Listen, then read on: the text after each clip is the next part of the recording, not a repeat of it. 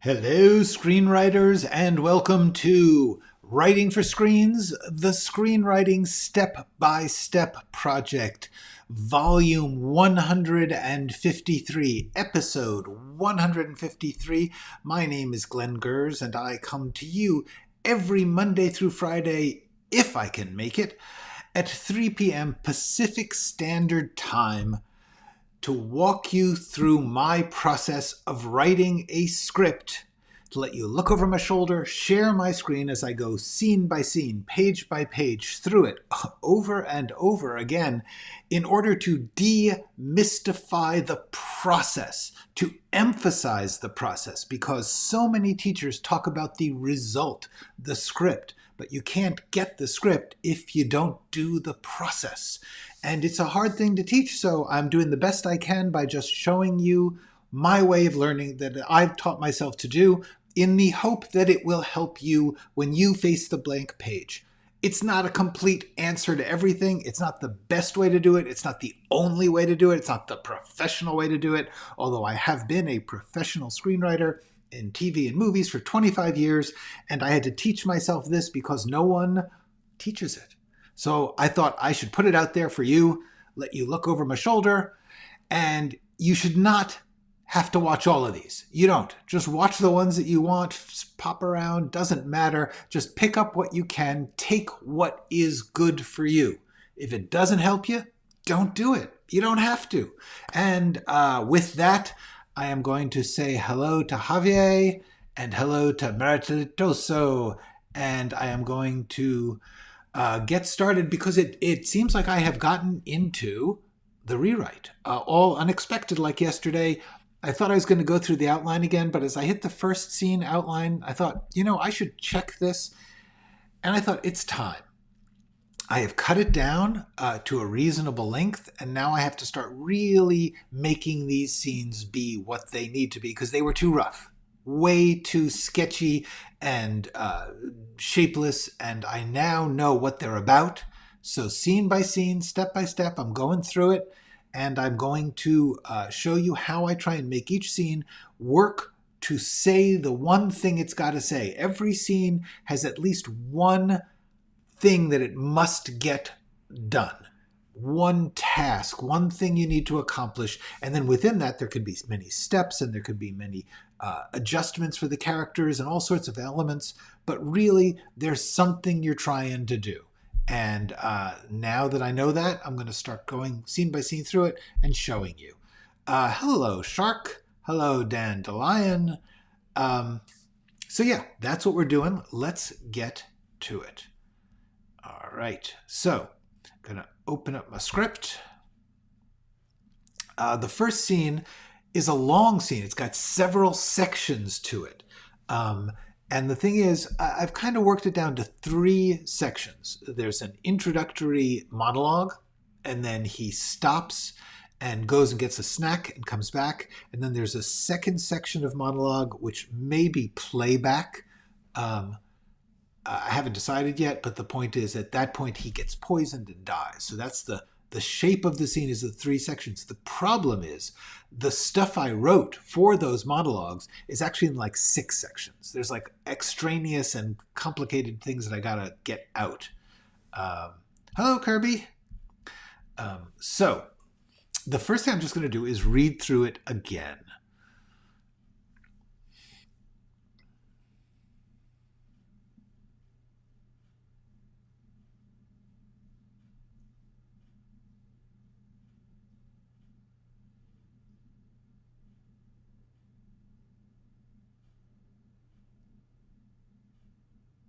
Okay, dizzy and the room seems to spin is really the same thing. They feel frightened and lightheaded. Yeah, we're going to take that one out. In fact, we're going to take lightheaded out because if the room's spinning, that's pretty lightheaded. All right, they feel frightened. The room seems to spin. They can't focus their eyes or feel with their hands.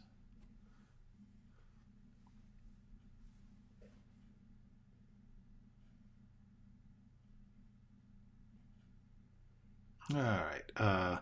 Hello, Rachel. We're rewriting. I'm going through the first scene.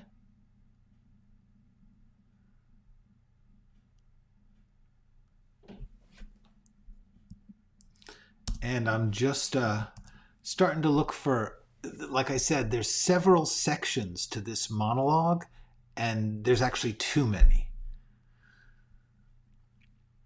Now, one of the main things is I need to decide whether I'm talking about the last case or the first. See, here I've got this great line. It's a cold case.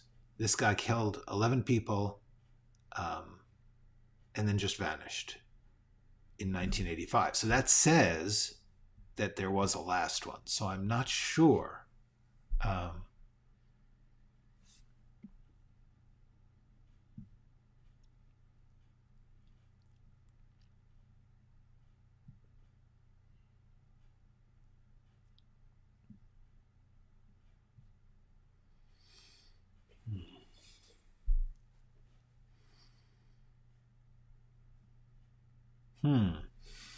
All right. See, so what I got here is I've got the this thing about what it feels like, but then I've got this section about who the guy is, who the victim is down here.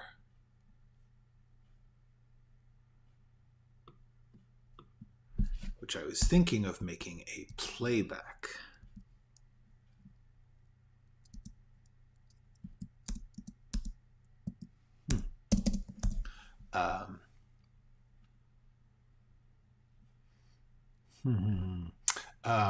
Hello, Kim. Hello, Jean. Hello, Butte.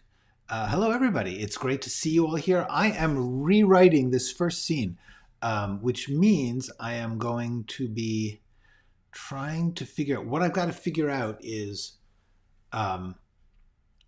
there's actually two interesting things I have to figure out here, because one of them is I may know that certain things play well, like having the description of the first victim here on playback.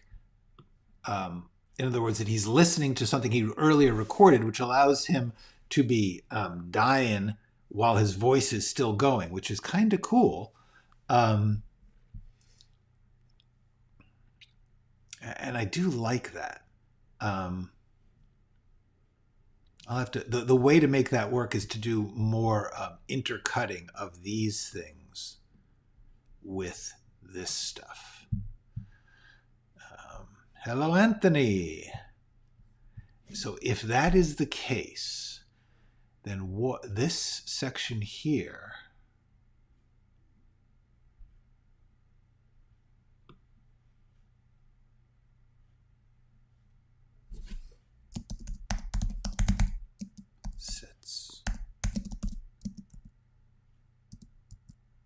paralysis sets in.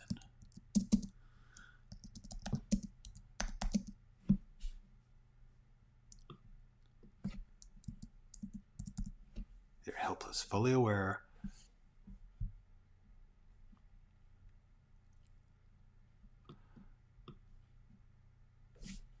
of something sinister, invasive, insidious. There's too many words creeping through their bloodstream to their nerve endings in their brain.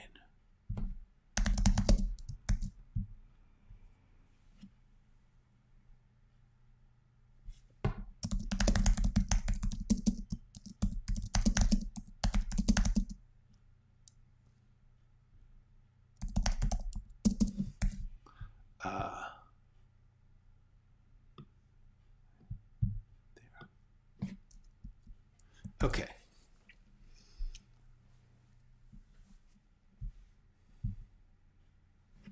That something sinister is creeping.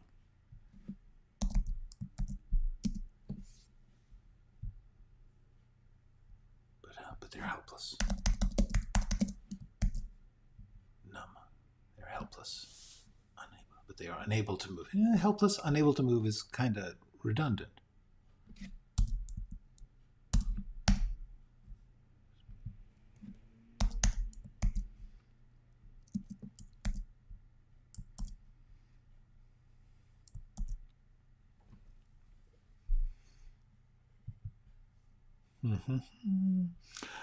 Good evening, Aaron. Hello, this is Kitschy. We are rewriting this first long, complex scene.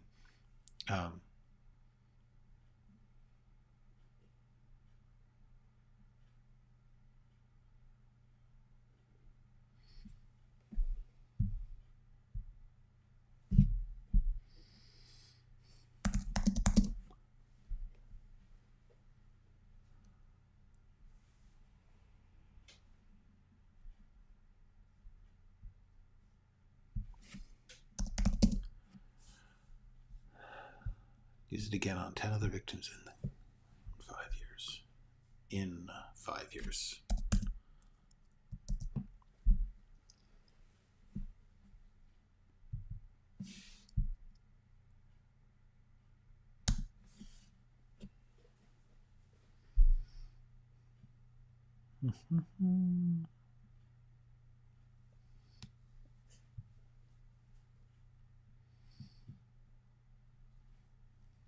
See, here's a section where George is talking.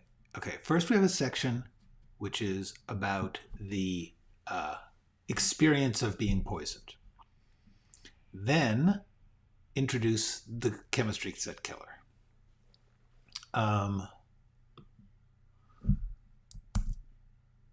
So this is all about him.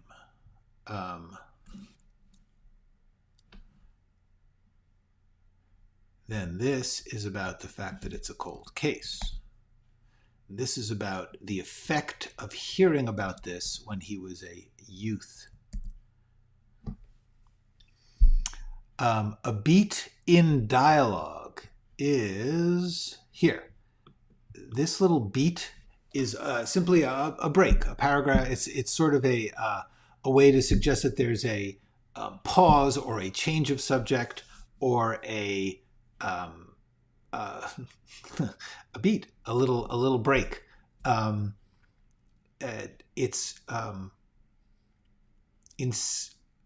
are different people use the word beat differently. Some people use it to mean the section of the scene, which I also do, but within dialogue, in what they call a parenthetical here, that's means simply a small break, a little pause, or a change of mood, or anything like that. But you can also talk about a beat meaning a section of a scene, a part of a scene with a certain topic or action. Those are the main uses of beat. But there's no rule about it. It's not like there's a proper definition, because screenwriting doesn't have proper definitions at all. Everybody has their own meaning for different words.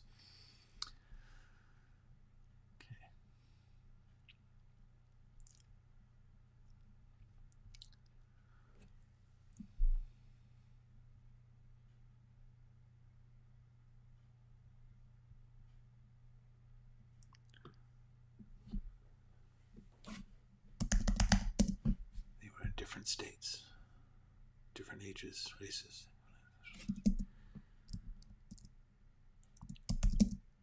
A profiler's nightmare. Random targets. Okay.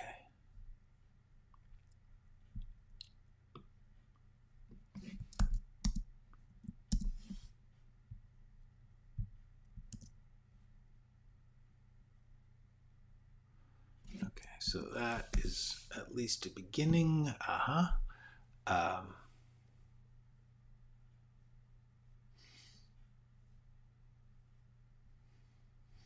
You're welcome. No problem. That's actually one of the most common questions that I get here. It seems to, and it's very funny for me because I've been doing this for so long that when I see that, it's just like, that's that's a beat. Everybody knows what a beat is. But of course, it's only in scripts. It's only this weird parenthetical little thing in the middle of scripts. When the chemistry set killer hit the news. Hit the news. My first serial killer. Oop, that's not the right place. Okay, there we go. All right. Do I recommend joining them? Yes, I do, but that's not up to you. You can only join the Writers Guild if you have been hired by a certain set of professional companies, studios and production companies.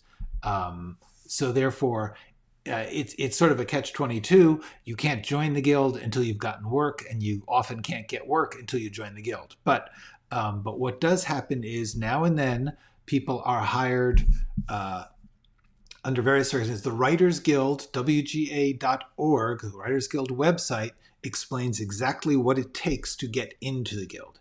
If you are lucky enough to get into that circumstance, yes, I would strongly recommend it. You are protected in many legal ways. You are more likely to get the option for work. You're more likely to get introductions because people are, they're in the guild. Now I'll talk to them. And you get benefits. There's pension and health benefits because it is a union. And so therefore every contract includes those payments and residuals. So there you go. If you get into the position to join the Writers Guild, yeah, absolutely. First of all, you basically can't work in the business without being in the Writers Guild. All right. I don't know. What are good agencies for writers? I don't know. It doesn't matter because agents, like with the Writers Guild, they'll come to you. Hold on, let me just tell you. I did this video, How to Get an Agent, where I explain my thoughts on this. But basically, any agency that will take a writer is a good agency. We should all be so lucky that we get to choose between agents because honestly, it is almost impossible to get an agent or to keep an agent because they will thin their ranks of clients periodically. In order to keep themselves only having the highest paying people. But honestly, agents come when the money is already there. The Writers Guild will sign you up once you are professional level working. These things are all things you get after you have begun to break in. Until then, don't worry about it. Don't think about it. Just worry about trying to be as good as you can, about learning as much as you can, and doing as many scripts as you can. The more scripts you write, the better your chances of actually getting anywhere with those things.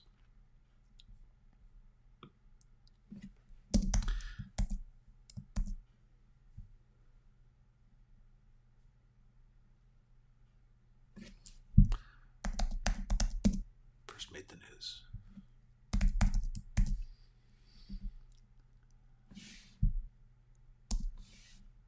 I was 11 years old when this. I was 11 years old then.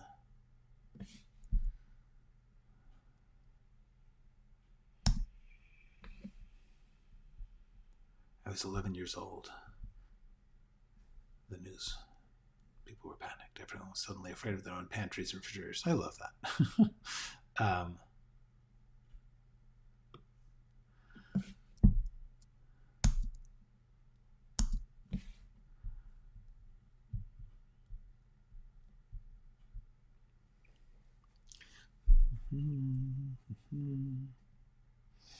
What attracts an agent? Money. It is just that simple. They are only interested in money.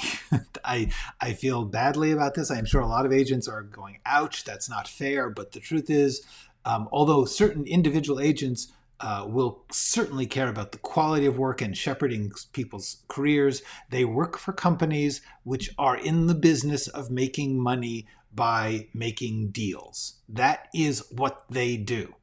They make deals. They negotiate contracts and take fees. That is where their money, that is their business.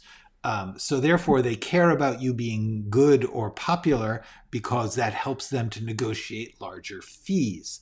However, what attracts an agent, uh, different people will be attracted to different things, but all of them are going to, they're going to care about what they personally like, but their company will insist that those things be the things that are currently marketable. Um, if you only want to write one story and that's it, you do not want to be a screenwriter. Screenwriting is a career. It's an ongoing profession. It is a specific art form that you don't just do one of. Nobody writes just one. I mean, if you're writing one script and that's it, then you have to be lucky enough to have somebody who likes that script and wants to make it, and they'll take it away from you and they'll make it the best they can. But if you only have one story, write it as a book. Write it as something that you can control and complete and get out there. Because no one wants to just if you were to get an agent, they would say, what's the next thing you're going to do? What's your 5-year plan? We want to invest in you to keep on bringing in money. 10% for agents, yes, that is true. They get 10%, but the fees, there's other fees they get depending on whether they're packaging it and whether they can put together other clients. There's all sorts of ways that agencies make their money. And so, yes, obviously they want you to get a bigger fee because they take 10%, so their 10% becomes larger.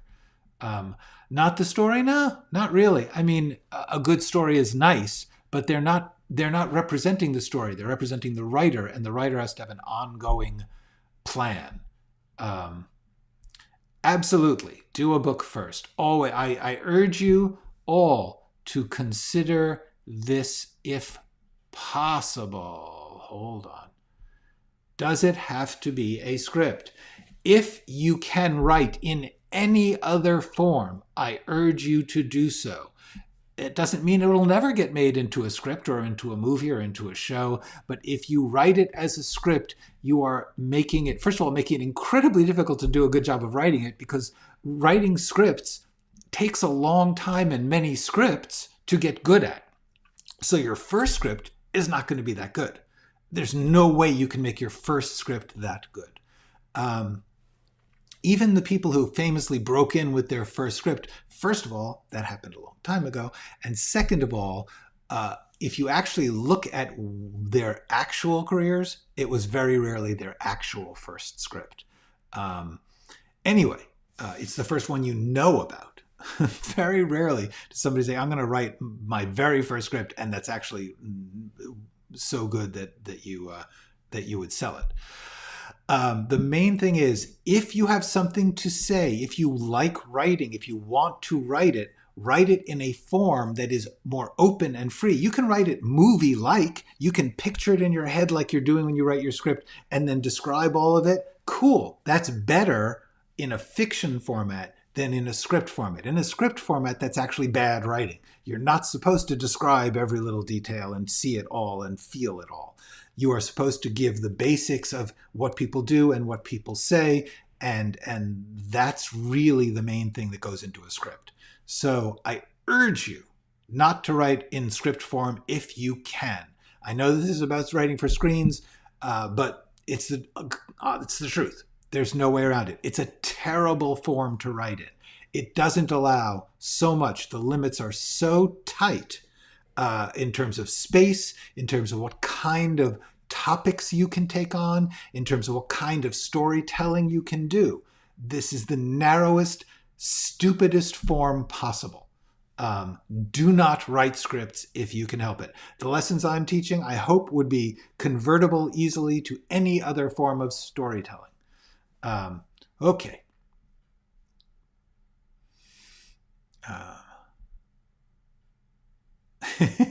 There you go. You want to make money. Exactly. Okay. from my point of view, screenwriting as an art, has it evolved from the early days? Or is it? No, absolutely evolved. It has evolved and is continuing to evolve. It is fascinating. I urge you all to study the history of the art. Luckily, the history of the cinematic arts, including shows and movies, is only 120 years. Not too bad. If you look at the history of painting, it's massive. You look at the history of poetry, it's even more massive. So therefore, take the time to learn how the screen stories have evolved, because it's fascinating. The first screen stories, A, they were silent, and B, they were only 10, 15, 20 minutes long, tops. In fact, there was for a while a theory among people who made movies that if the human brain was given a screen story that was over 20 minutes, their brains would melt, that they would actually have a fit and die. People were very afraid to go over 20 minutes, and then after a while they said, oh, actually that's fine. Not coincidentally, 20 minutes was the length of a reel. So it's kind of a business and technology proposition, as they all are. But anyway, the answer is yes. If you look at the movements of how screen stories were told, from the silent era through the early studio era, through the golden age of studios, to the breakdown of the studios and the beginning of television, and the introduction of foreign film philosophy in the 60s and 70s, and the indie films, it's really, really fascinating and cool. And I urge you, in fact, when I get done with this script project, assuming I ever do, I want to do a little, some live streams about film and screenwriting history, because it's good. Working on it. I hope that's your writing. Yes. Yeah. Prose, from regular writing a story to writing a script, it's just easier to write the story. At first it seems more intimidating. You have, and people who are like teaching writing will have like all these rules, but once again, there's not really any rules to writing prose. There's far fewer rules to writing a story. So you can jump around from someone's thoughts to someone's actions to their backstory. You can put it all in. In a script, you can't do any of that stuff. Okay. Yes. Where can I meet? This is several people have been asking me this. Where can I meet more screenwriters in LA? First of all, you should Google screenwriting groups, writers groups, stuff like that in LA, and see what you come up with. I do know that there is a podcast called The Screenwriting Life. And that podcast, which is excellent, has a corresponding Facebook group. It's a private group, but if you apply by having listened to the podcast, they ask you a question like about the podcast, see if you actually are a human being who cares about writing. And it's, you will get in if you listen to the podcast. And then once you're in the Facebook group, and I know Facebook, definitely, I agree. However, happens to be a Facebook group. So there you go. The people in that community, many of them are in LA. And it's very much a community. It's very supportive. It's very encouraging. People are asking questions and giving ideas. And some of them I have seen say, like, does anyone want to get together, have a group, etc., etc. So I would suggest that. Also, Screenwriting Life. It's just a good podcast. So that, let me see. I think I have it somewhere here. Yeah, here it is. The Screenwriting Life podcast and the corresponding Facebook group, which is a private group. You have to apply to get in, but if you listen to the podcast a little bit, you will be able to get into the group. That is my suggestion. Otherwise, Google, or even advertise. See, I mean, like the Blacklist, I'm sure has some kind of community. Screenwriting schools, there's tons of them. See if they have literally physical bulletin boards in their buildings or online. See, you'll be surprised. There are people around. Okay. You found it useful for your writing. I'm not sure what it is, but tell me, because I'd like to know. Okay.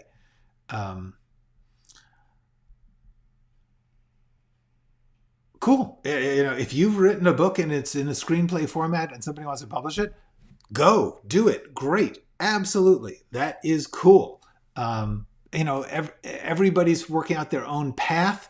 I heartily endorse you to say, if you have the opportunity to do something, try and do it. Sounds good to me. I like that. And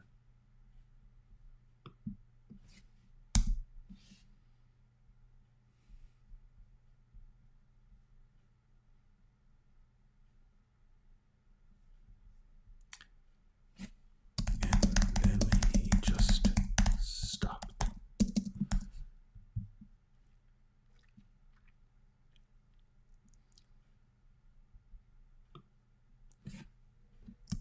Just the way I became.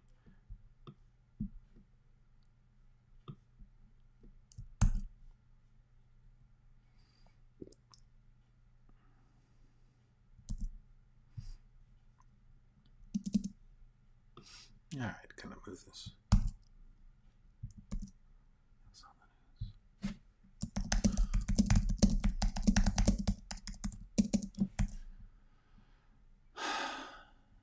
All right.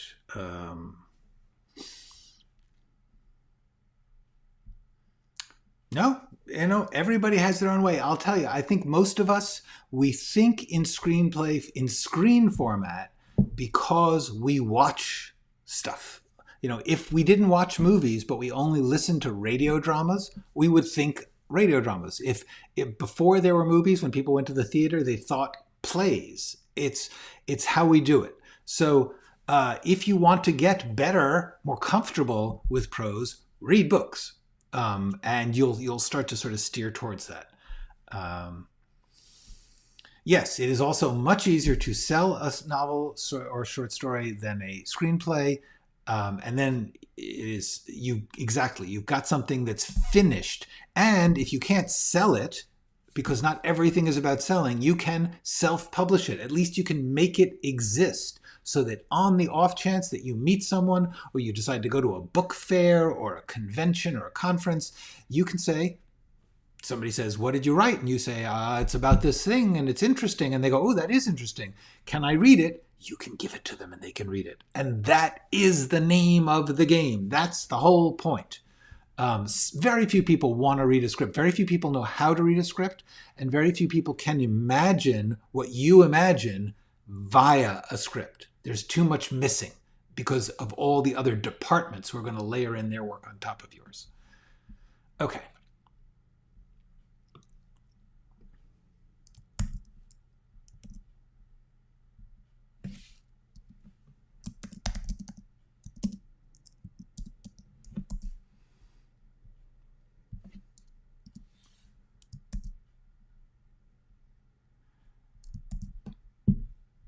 And then he just stopped.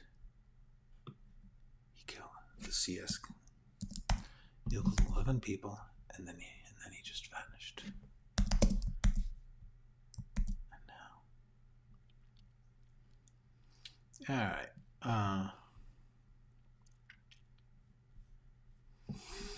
Okay, it's better. It's getting better.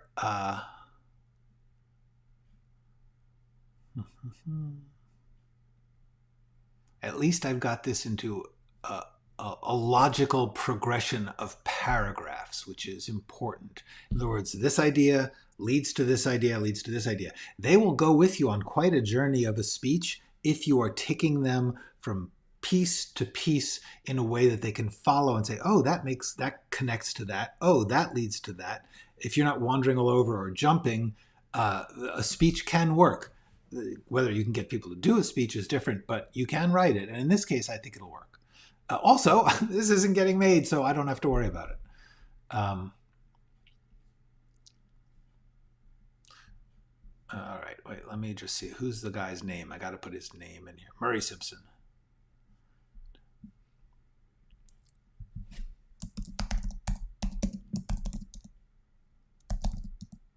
The killer had broken into Murray Simpson's home days, or maybe even weeks before, and laced a jar of peppers with a unique mixture of plant toxins.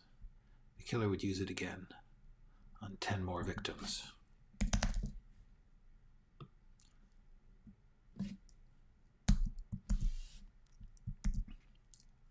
in different states, different ages, in different states, different ages, races, economic and social groups. A profiler's nightmare. Random targets.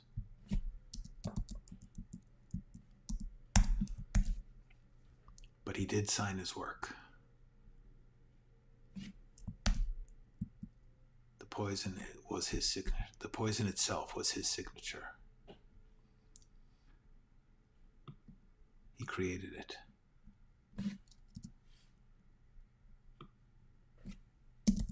To make sure they knew he was getting away with this. Getting away with murder.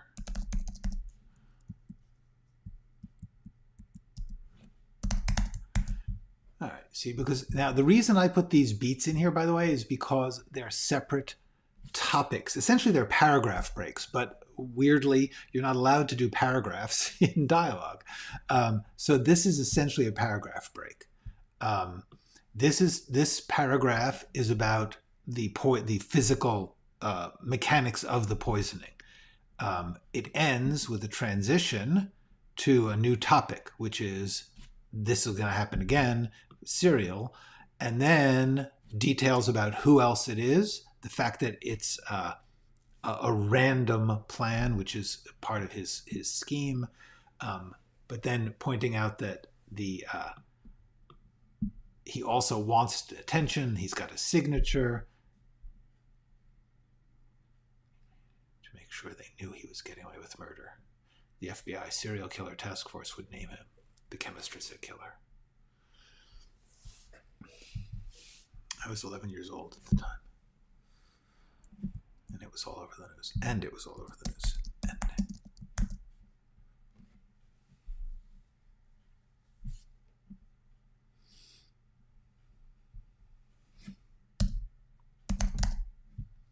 Now, what I'm probably going to do down the line is break this up with a little more of these things, these descriptions of how he's reading, what he's doing, and then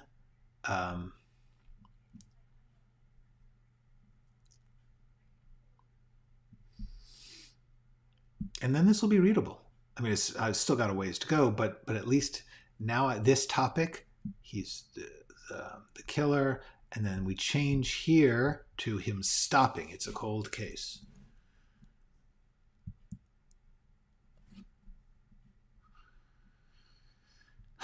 But I have a secret weapon.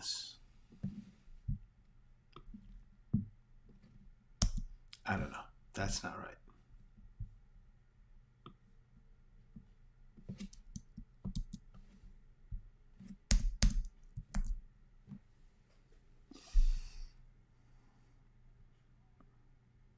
Okay.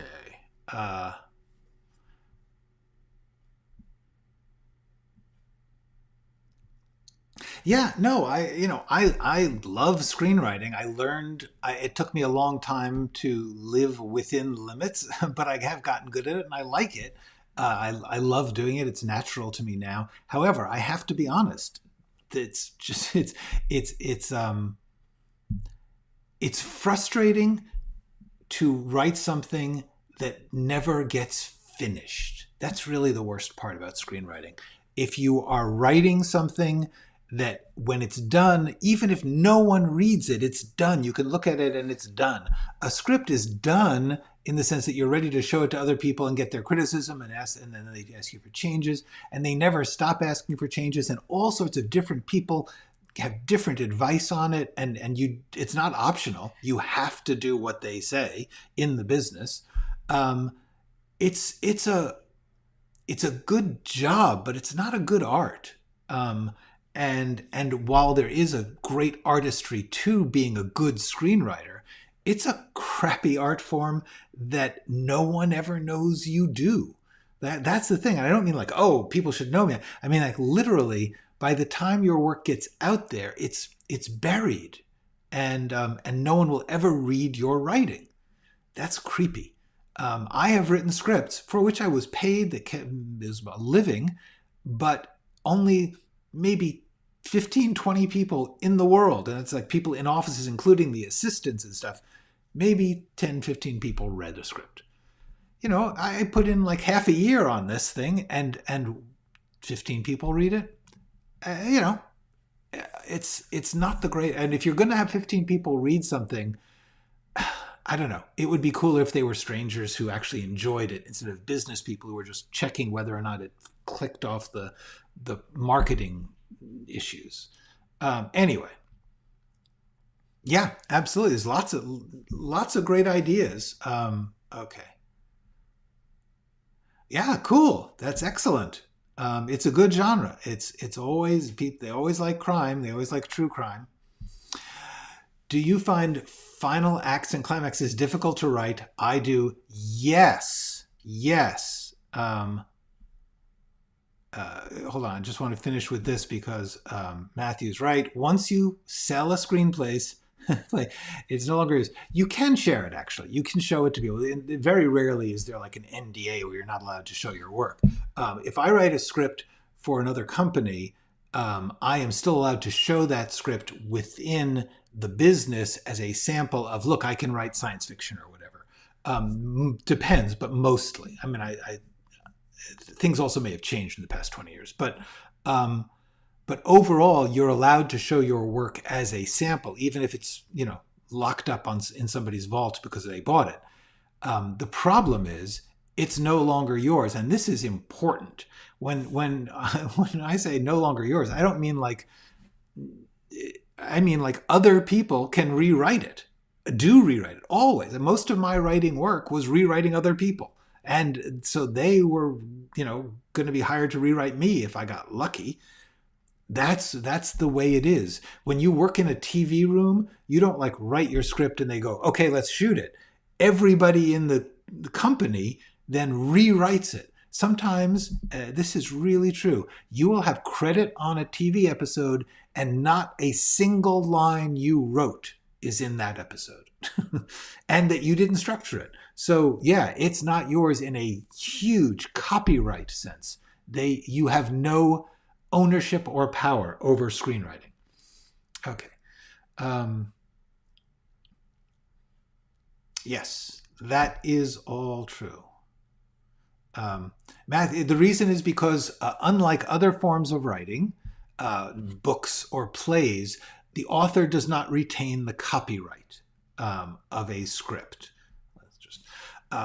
Because writing is unionized. In other words, you are working for the union that negotiates with the companies that have the money. So therefore, you are not allowed to own the material because in theory, you would be both the owner of the property and therefore management and labor, and you can't be both. So in order to form a union in the 1930s, the Writers Guild had to decide to allow the copyright to go to the person who buys it.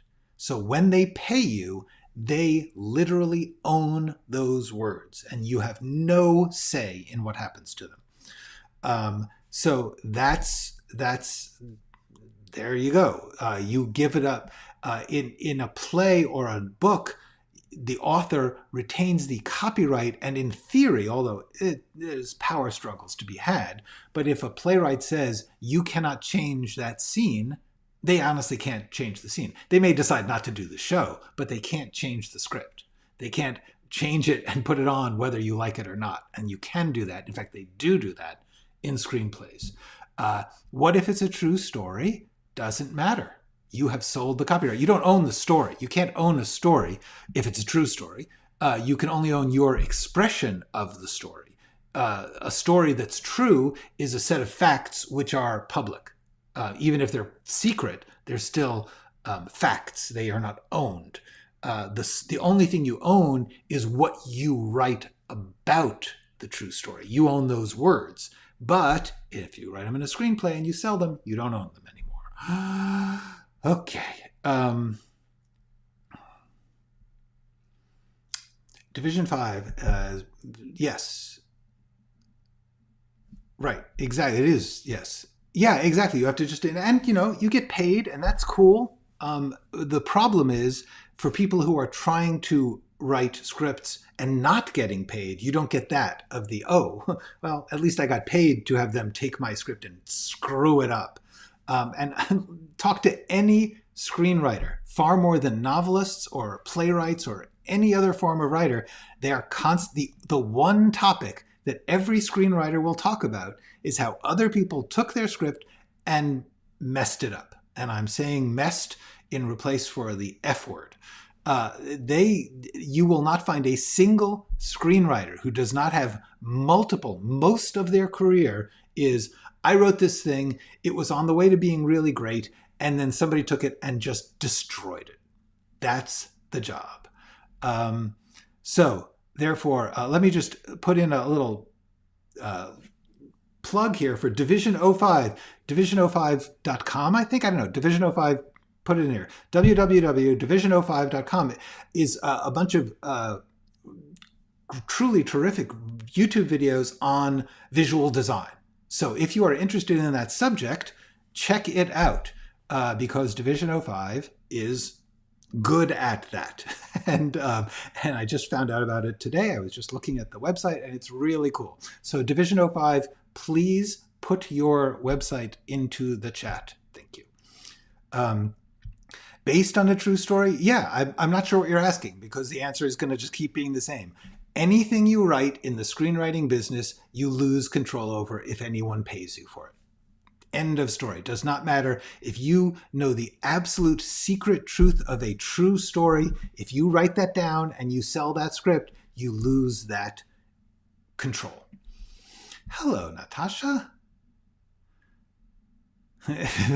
They call it a fix when they ruin your work. That is so true.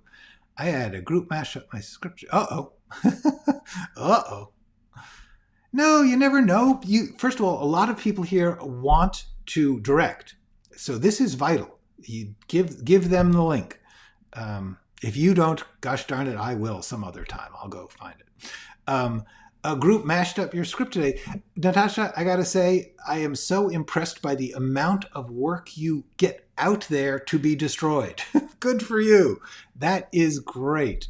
Yeah, that is the bravo for putting your work up there. And the worst part about it, the worst part about this this madness, which is screenwriting, is they're not always wrong. That's the worst part, is that they will be telling you to change your script, and half the time or more, they will be saying the dumbest possible things, or they'll just not be understanding your vision, or they'll just not be talented as you or smart as you. However, the other half of the time, they're right. They see things that you didn't see, or they know things that you didn't know, or they have gifts that you don't have, and they tell you stuff, and you're like, oh, wow, that's actually better that way. It ruins my whole plan, but it's better. Yeah, so you have to get used to being able to think that way, because that is the business. You have to be able to wrap your mind around the bad suggestions and find a way to do them in the best way you can. But you also have to be really open to the fact that no matter how perfectly you think you've gotten it, if you are the type of person who thinks you get it perfectly, someone is going to come along and they're going to tell you things about it that you need to listen to, and that you need to say, okay, this is a version, but there's also another version, and both are possible, and one is paid for. So you have no choice. That's the one you got to do. Try it and see. If they're not, we'll find out. And if so, put a little space after things. Okay. Blending a scene. Like what? Like they blended scenes into... Tell me more. I do not know about blending a scene. Okay. Yes, this is exactly right. At the beginning, for me, the first 10 years, 15 years, I'm very stubborn and very slow to learn. So yeah, it's really hard. I have to say, in my career, I was trying to be a professional screenwriter for about 18, 20 years. And then I actually was one for 25 years. Of that time, I would say that's what, 20, let's say 45 years. Of that time, maybe the last 10, I got comfortable with collaborating, with getting notes. The rest of it, I was seething and just not doing well. So the beginning for me, my first act, really long. I'm very slow to accept changes to my work. Now I'm not, but at the time I was. Oh, speaking of which, I wanted to mention something. Somebody sent me a very lovely. Whoa, sorry, we don't want to. That's let me take this off. Okay. There was this a message I got, a comment on one of these videos, said that it was really helpful to watch me go through these scripts. That's cool. I wish I had your knack for continuously following your thread of thoughts without second guessing it, and then later making changes as it comes to you or as you deem needed. You show us how story evolves, how it is created from bits and pieces. And the thing I wanted to say about that is how incredibly important it is that you know that ability to fairly gracefully have confidence that my choices are good enough, and that I know what I'm choosing between. That took decades. And I was hot stuff from the beginning. When I was in high school, I was writing movies and plays, and they were pretty good. They were at least entertaining, if high schoolish. And I continually worked from a basis of talent. But I have to tell you, never was I confident of what I was doing, and never did I not second guess for 30 years. There's a little period, a little grace period when you're starting out, especially if you start out as a kid. But whenever your imagination overflows and you say, I want to write this, there's a period when you just like what you do, or you have fun doing it. You may not like it, but you're like, oh, this is fun. I'm amazed that I can do this. I'm amazed that I can write a line of dialogue. Good, bad, or indifferent, how cool that I can do that. Then you start to criticize. So all I would say is the apparent ease with which I do that is a product of practice and experience. I've been rewarded and reassured in many ways, but I have to tell you, I've also been criticized to death. Okay? Any writer who puts themselves into the business, and honestly, the screenwriting business is more criticized than any other form of writing. You want to write novels, yes, you'll get a lot of critiques, but it's not on the level of screenwriting, because everybody thinks they have the right, which they do because they own it, and they have the power, and they have the ability to tell you how to fix things and how to change things and what they think it should be. Everybody. I mean, honestly, I've had actors, and sometimes the actors give you great ideas, but sometimes they're like, hey, can I rewrite this scene? It's like, ow, no, but you have to let them. Anyway, it was Claire. I don't like to say people's names unless I have permission.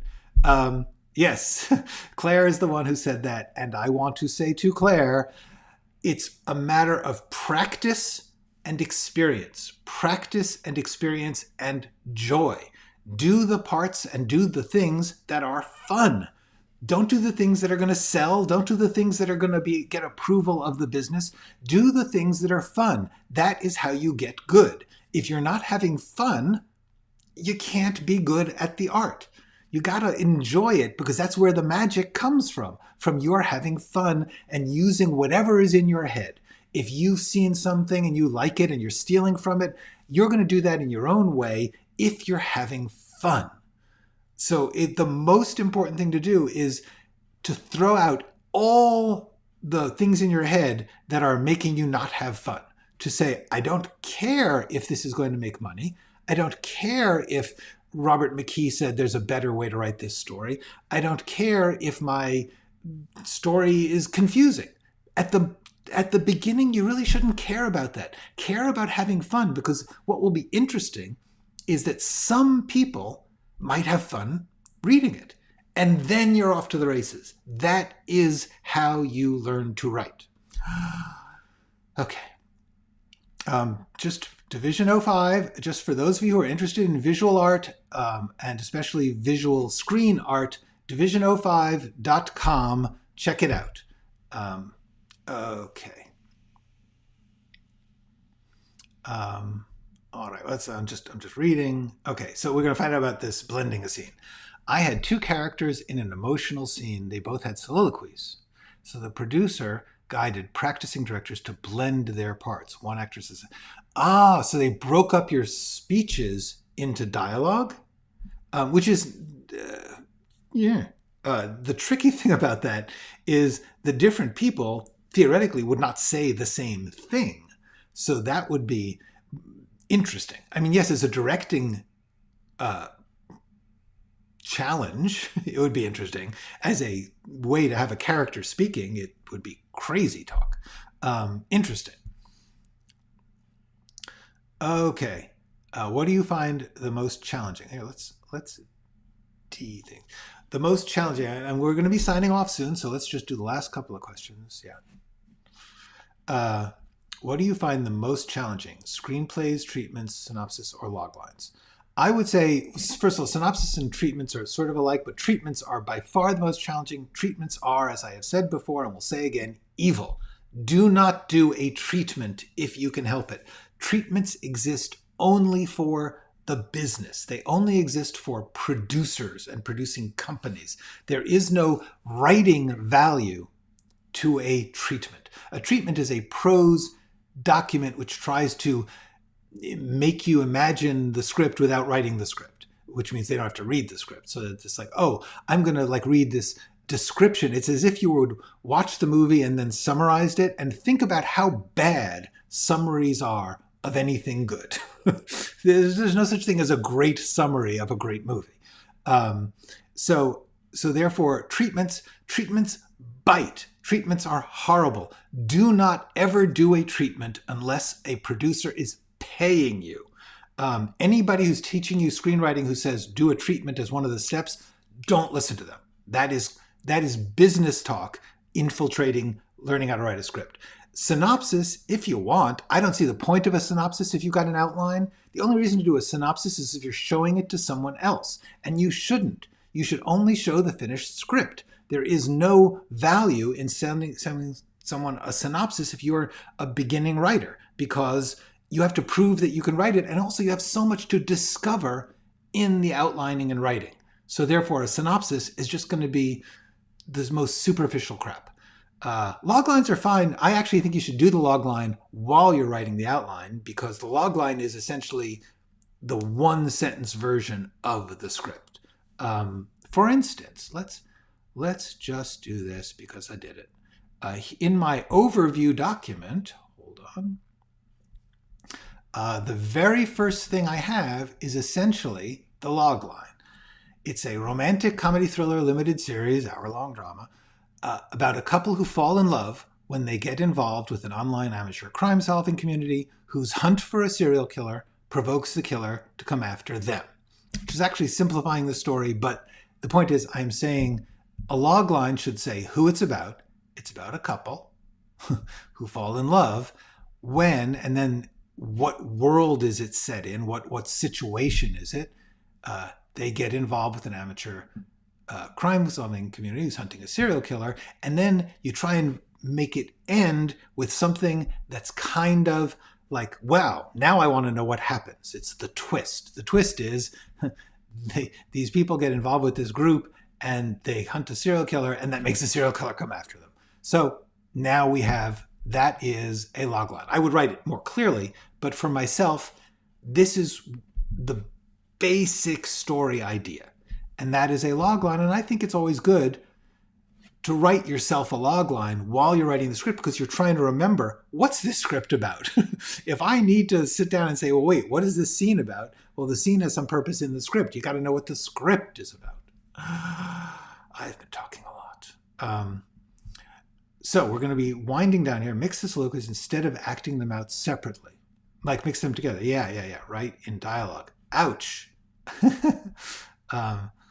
Yeah. I got to say, taking a speech from one person and giving it to more than one person means that the intention is now, which in any good line of dialogue or speech is a single person's need.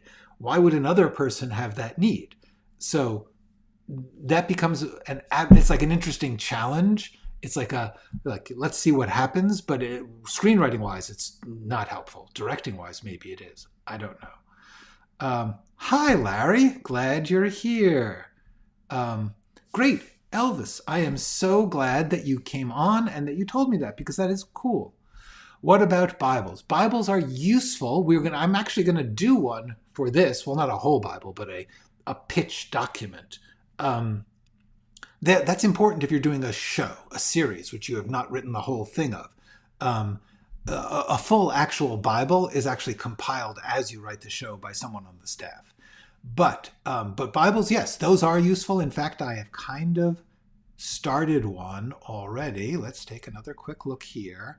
What I'm calling it currently is the series outline, which is all the stuff that's going to go into the series.